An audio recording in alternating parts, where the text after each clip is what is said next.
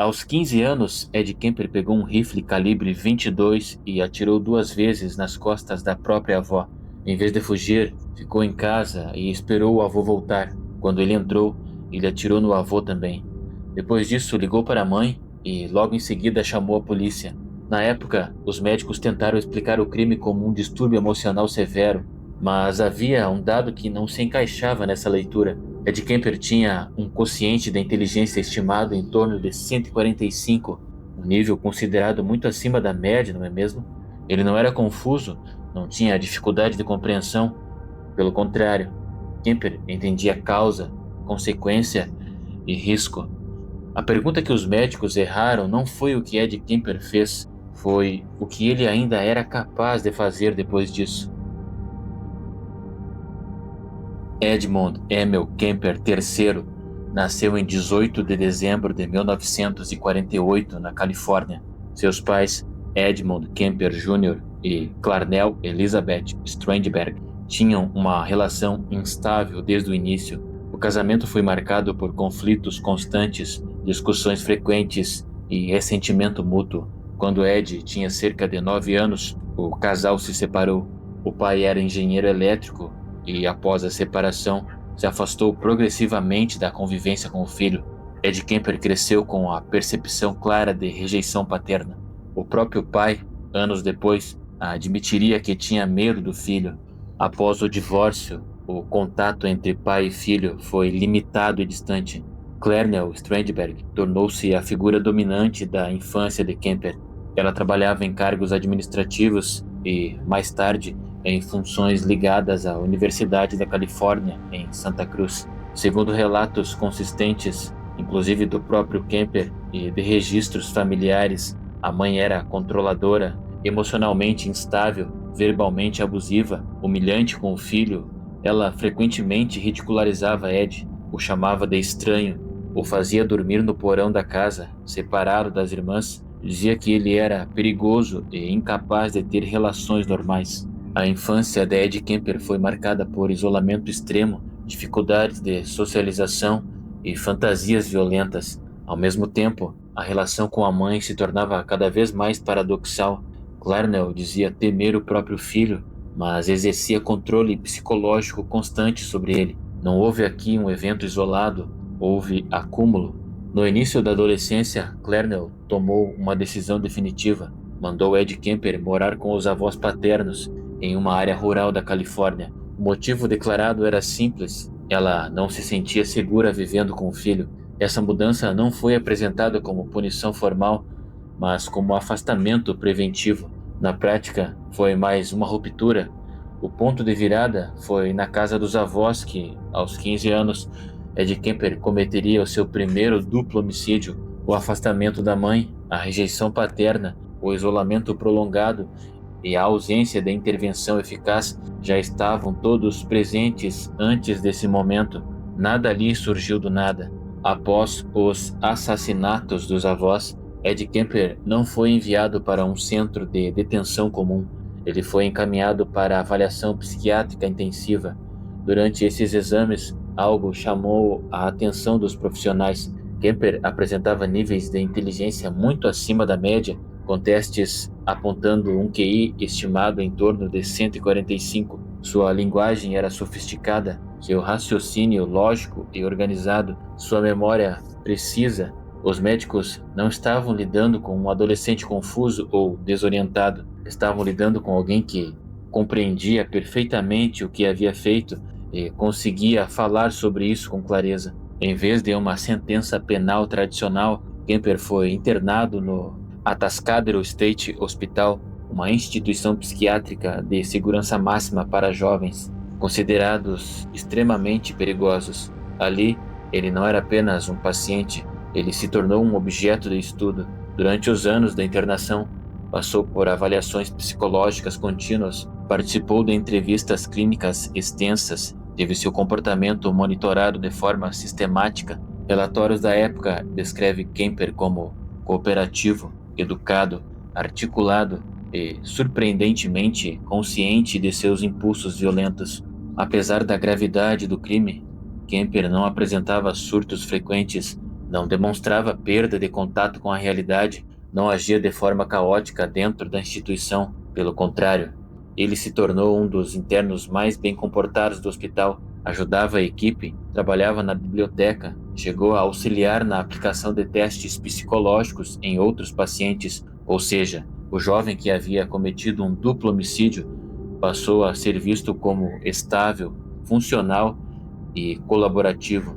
Ao longo dos anos, os relatórios começaram a convergir para uma conclusão perigosa. Ed Kemper estaria reabilitado. A inteligência elevada passou a ser interpretada como um fator positivo. Sua capacidade de verbalizar sentimentos foi confundido com controle emocional real. Os relatórios confundiram capacidade de discurso com capacidade de contenção. Cooperação institucional passou a ser lida como transformação interna.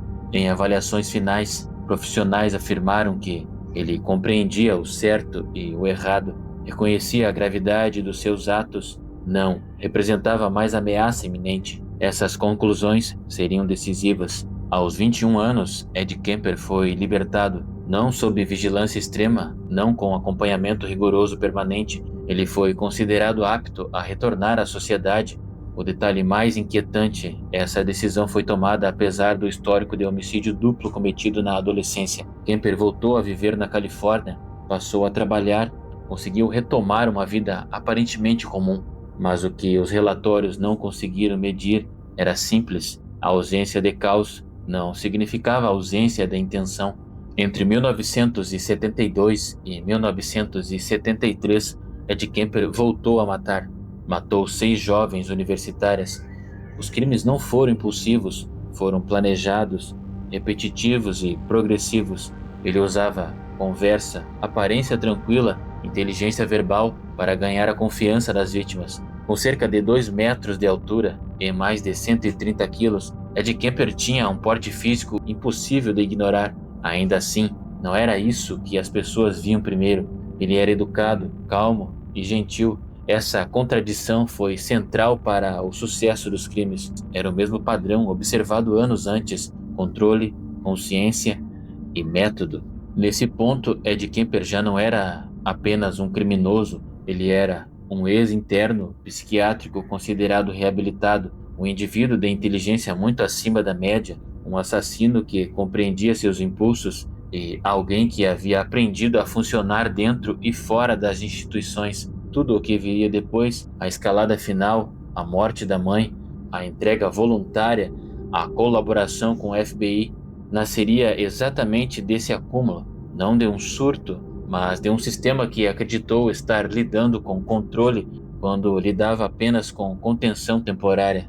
Após ser libertado em 1969, aos 21 anos, Kemper retornou à Califórnia e passou a morar com a mãe, Clarnell Strandberg, na cidade de Santa Cruz. Ele não voltou a estudar, conseguiu um emprego no Departamento de Estradas da Califórnia, em funções simples, administrativas e operacionais. Tinha rotina fixa, salário regular e vida social funcional. Externamente, nada indicava instabilidade imediata. Internamente, a convivência com a mãe era marcada por humilhação constante. Segundo o próprio Kemper, ela o ridicularizava, o diminuía e o tratava como um fracasso, especialmente em relação às mulheres. Entre 1972 e 1973, Ed Kemper assassinou 6 jovens universitárias. Todas as vítimas eram do sexo feminino. Muitas praticavam carona, algo comum na Califórnia naquele período. Esse detalhe não era casual, fazia parte do método. Kemper utilizava seu próprio carro para abordar as vítimas. Era educado, falava bem, conversava com facilidade. Não havia ameaça inicial, não havia coerção. Somente depois de estabelecer controle total da situação, o ataque ocorria. Os assassinatos envolveram estrangulamento ou uso de arma de fogo, locais isolados ou interior do veículo, ausência de explosões emocionais visíveis. Os corpos eram ocultados temporariamente, em alguns casos, levados para áreas afastadas para retardar a descoberta. Nada ali era improvisado. Durante esse período, Ed Kemper não era suspeito, circulava livremente pela cidade, frequentava bares, chegou a manter contato informal com policiais locais que o viam como inofensivo. O mesmo homem que havia sido internado por homicídio duplo na adolescência agora operava sem qualquer vigilância efetiva. Em abril de 1973, a sequência chega ao fim. Após assassinar as universitárias, Ed Kemper matou a própria mãe, Clarnell Strandberg, na casa onde moravam, em Santa Cruz.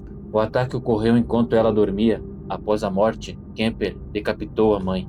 Esse ato não teve função prática criminosa. Segundo ele, foi simbólico, um gesto final contra a figura que, em sua narrativa, representava anos de humilhação e controle psicológico. Nada nisso explica o crime, apenas ajuda a entender por que ele não foi um impulso. Na mesma noite, Kemper matou também Sarah Hallett, amiga próxima da mãe. O motivo, segundo seu próprio relato, foi simples. Ele não queria que ela encontrasse o corpo. Não havia conflito pessoal relevante. O assassinato foi logístico, não emocional. Depois disso, Ed Kemper deixou a cidade e dirigiu sem rumo por algumas horas. Em seguida, ligou para a polícia e confessou todos os crimes. Inicialmente, os agentes acreditaram que se tratava de um trote, porque a confissão era detalhada demais.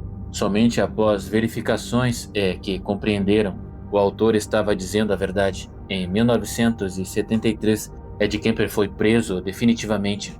Desta vez, não houve discussão sobre reabilitação. Ele confessou os assassinatos das universitárias, da mãe e da amiga dela. Recebeu prisão perpétua com múltiplas penas consecutivas. O adolescente estudado, avaliado e considerado recuperável se tornava oficialmente um dos serial killers mais documentados da história americana. Após a prisão definitiva, Ed Kemper não se tornou apenas um detento comum. Ele se tornou um objeto de estudo.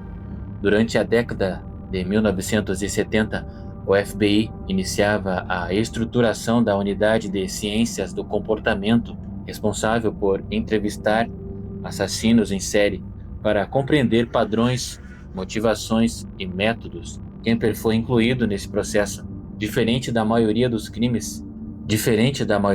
criminosos entrevistados, Ed Kemper não se esquivava das perguntas. Ele falava com clareza, reconhecia seus atos, descrevia pensamentos, impulsos e decisões com linguagem precisa.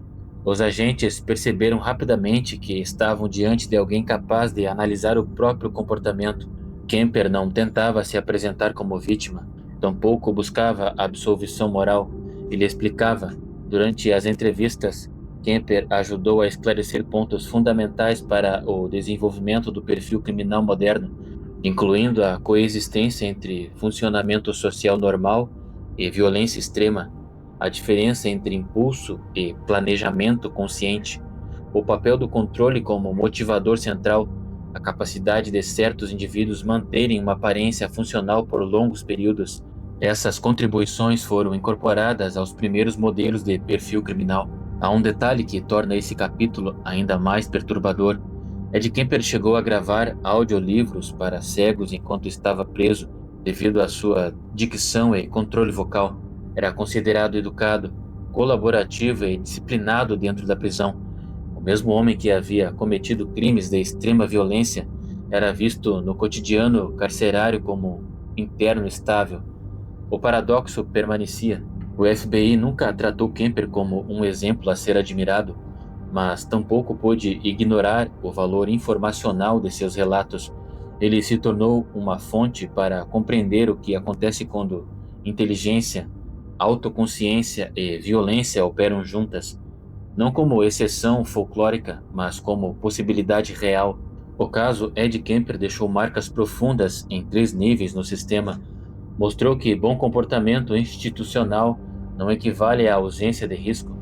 A libertação precoce revelou limites graves na avaliação de periculosidade na criminologia. Ajudou a moldar a ideia de que serial killers nem sempre são caóticos ou impulsivos. Alguns são metódicos, pacientes e plenamente conscientes. Na cultura, Kemper se tornou referência recorrente em livros, estudos e obras de ficção. não pela quantidade de vítimas, mas pela lucidez com que descrevia seus próprios crimes. Ed Kemper não foi um mistério insolúvel. Ele explicou o que fazia, disse por que fazia e demonstrou como fazia.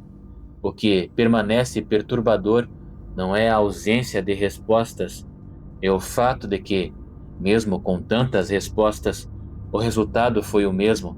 Ed Kemper não passou despercebido pelo sistema. Ele passou porque parecia exatamente aquilo que o sistema queria ver.